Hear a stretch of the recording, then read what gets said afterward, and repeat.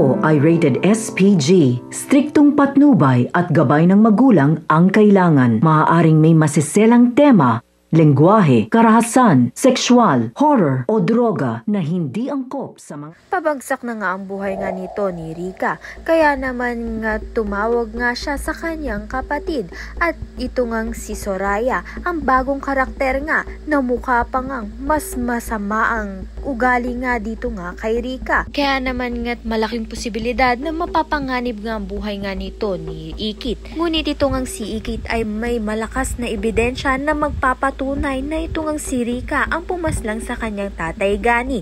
Kaya naman nga't deserve nga nito ni Rika na makulong sa kulungan at hindi na nga muling makalaya. Dahil nga murder ang kaso nga nito ni Rika, kaya naman nga't malabo na nga siyang makalaya. Ngunit paiintensin pa nga muna ang mga kaganapan dahil pahihirapan nga muna ng kapatid ni Rika na si Soraya ito ngang si Ikit. Ngunit hindi rin magtatagal ay mapapahamak nga rin ito ngang si Soraya dahil nga ay malakas nga mga kakampi nga nito ni Ikit na kung sana hindi na nga lang siya nagpakita ay hindi nga siya mapapahamak.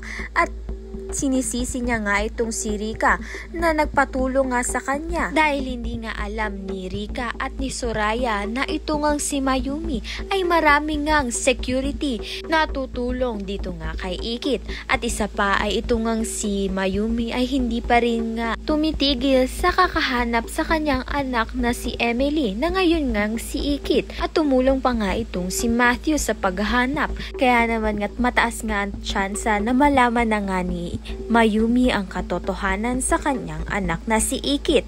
Ayan at iba pa ang dapat nating pakaabangan. Maraming salamat sa iyong panonood.